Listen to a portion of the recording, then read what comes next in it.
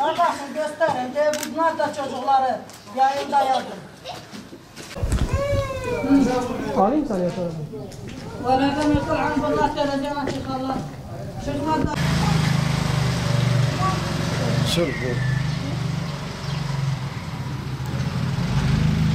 Hepimiz bu evin yıkılmasını istiyoruz. Akrep, Cardon hepsi bizim madde bakımlısı hepsi. 7 yıldır burada bu evde oturuyoruz. Biz tesadüfen geldik. Harabayı görmedik. Metruk bina 70 yıldır metruk bina. İçinde yılan var, akrep var, cardon var. Yazın ortasında benimle eşim 4 saat nöbet tutuyor burada. Yılandan, akrepten, cardondan, madde bakılmasından. Harabanın içi 70 yıldır metruk bina. Adamlar İstanbul'un yarısını almışlar. Nasıl almışlarsa gitmişler. Bu metruk binanın %35'i bizim hayatın içerisinde. Şimdi valiye söyledik 4-5 sefer aldırış etmiyor. Kaymakama söyledik aldırış etmiyor. Belediye söyledik aldırış etmiyor. Kime söyledikse ya bir aile söyleyecek ya.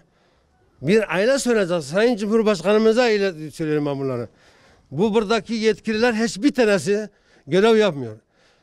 Bak bizi şeye teşvik ediyorlar. Muhalefete teşvik ediyorlar. Gerçekten söylüyorum yani. Yani bu metruk bina içinde yılan akrab var, cardon var. Efendim mesela ne dese içinde var. Vallahi billahi dillah. Yani ben askerlik yaptım. Çoluk çocuğum askerlik yaptı. Hep tıktık teşekkür aldık. Yani 7 yıldır her gün benden eşim 4 saat nöbet tutma. Ne cezamız var? Ne suçumuz var ya? Sahibi gelsin, temizlesin, ilgilensin. Sahibini de devlet buldu. Yani o için o kapı dolaşırlar. Gelirler şimdi yan gelmişler, oturmuşlar. Efendim çorba dağıtmışlar. Bilmem çöp bidonu yapmışlar. Bilmem ne. Ya bu bir aile söyleyecek bir aile. Ben Allah'a havale edeyim gençleri. Allah'a havale edeyim. Buradaki ne kadar yetkili varsa Urfa'da hiçbir tanesi görev yapmaz. En sonunda ben meclise gideceğim. Cumhurbaşkanımızın yanına gideceğim. Çoluk çocuğumdan. Oraya gideceğim. Ne gerekirse. Orada ölürüz. Mecliste ölürüz. Burada ölmezdik biz. Kobra ilanlar var. Yavruları var. Cardon var. Akrep var. Madde bakımlısı var. Yeter ya. Askerlik yaptık seve seve. Yani bu kadar da yeter ya. Allah var ya. Bunu bırakın temizleyin. Bir ev otursun içinde. Hiç olmazsa korkumuz olmaz. Düzgün bir temiz yapsınlar. Bir ev otursun. Yoksa ben malınla da biz müşterek. Bu tapımız da aynı müşterek. Kaç sefer validen görüştük. Eşim valide aradı. Nasıl vali arayacağını? Ya yapmışlar bana bir yazılı kağıt ver. Şimdi biz bu evi aldığımız zaman biz bilmiyorduk ki burada bir harabe var olduğunu. Gece paldır küldür kiracıydık geldik. Geldiğimizde sabah baktığımızda dedik bir komşularımız var herhalde. Baktık ki ne görek yaz geldi yani görmez olaydınız. İnanlar üstümüze böyle geliyor cardonlar. Madde bağımlıcısı. Dedik yetki sahiplerine bir seslenek yani burasını temizlesinler. Gittik kaymakamlığa gittik. Savcılığa gittik.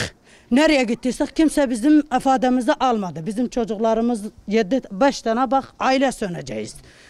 Bizim de yani ricamız bir yetki sahiplerine. Geçen gün valiyi aradık diyorlar niçin arıyorsunuz? Kaymakamlığa gidik çayçısı bize silahını gösteriyor.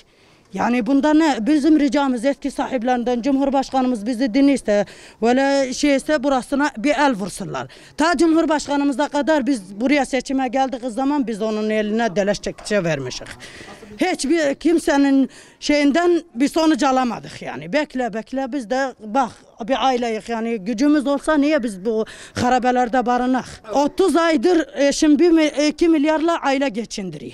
Bizim yani ettiğimiz bu evin bu harabeye bir el vursunlar bize bir yardımcı olsunlar yani. Bir ilanla insan yaşayabilir mi? İnsan ilan kapıyı çalıp da der ben ilan mı geldim ha burada?